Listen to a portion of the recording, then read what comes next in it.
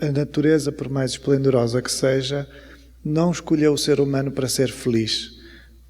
A única coisa que ela garante ao ser humano é a terrível sentença de vir a morrer. E, efetivamente, individualizado em absoluto, ninguém sobreviveria. Nenhum de nós, tendo nascido como todos nós nascemos, se for abandonado sem coletivo, nenhum de nós sobreviveria. Não somos capazes de fazer isso. Esta é a primeira ideia. Por isso, a felicidade, para mim, é uma conquista, sobretudo cultural, que tem de ver com uma ansiedade quase física de espécie para que sobrevivamos, tem que ver com o facto das nossas mães, dos nossos pais, as pessoas que cuidam de nós, sentirem uma pulsão para nos salvarem, para nos ajudarem, para nos fazerem preparar para uma vida adulta, mas essa pulsão não é imediatamente a entrega da felicidade. Nenhum dos nossos pais ou dos nossos cuidadores, seja quem for, nenhum pode ou pode em algum momento garantir que nos dá a felicidade. Pode contribuir para nos proteger, mas não pode garantir a felicidade. Porque a felicidade é de facto uma construção de consciência.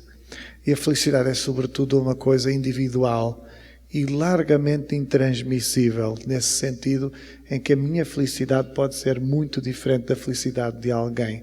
A felicidade é exatamente uma maturação de pensamento e uma maturação de conduta, de forma de estar na vida. E o que é que isso implica? Isso implica exatamente reconhecer que o sofrimento faz parte, porque o sofrimento foi oferecido pela natureza. Por isso, não vai haver ninguém feliz que nunca tenha sofrido ou que não tenha em si, mesmo no momento de felicidade, uma tristeza.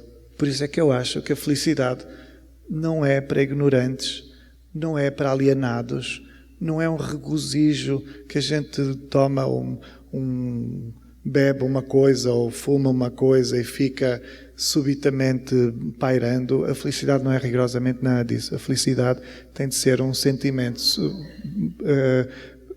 propensamente perene que se coloca na nossa vida como uma estrutura em cima da qual nós pensamos tudo. A felicidade é uma espécie de rede a partir da qual nós construímos tudo, inclusive as perdas, inclusive as tristezas. Por isso, não vai haver nunca a possibilidade da gente se abdicar da tristeza. Mas você é frequentemente feliz? Eu sou frequentemente feliz.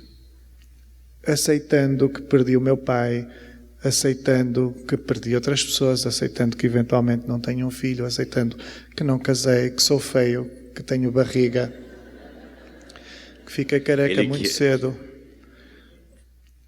E esse equilíbrio que nós conseguimos estabelecer com aquilo que temos, que não temos, que gostaríamos de ter e que já não deu certo, que eventualmente não vai dar certo, é efetivamente um exercício de consciência. A felicidade é só essa, não é uma coisa, digamos, que alienígena ou inalcançável. É muito mais concreta e depende muito mais da nossa coragem de trabalharmos para o que queremos, mas ao mesmo tempo assumirmos e aceitarmos as nossas falhas. Nós passamos a vida toda esperando que alguma coisa errada dentro de nós se cure. Eventualmente devemos aceitar que está errada e é assim. Que há qualquer coisa errada em nós. Sim, todos temos uma coisa errada, seja ela qual for. Talvez o importante não seja esperar uma virtude que cubra o erro. Talvez o importante seja só impedir que o nosso erro prejudique os outros. Se não prejudicar os outros, se não for um empecilho, uma tristeza na vida dos outros, então alegria para os erros.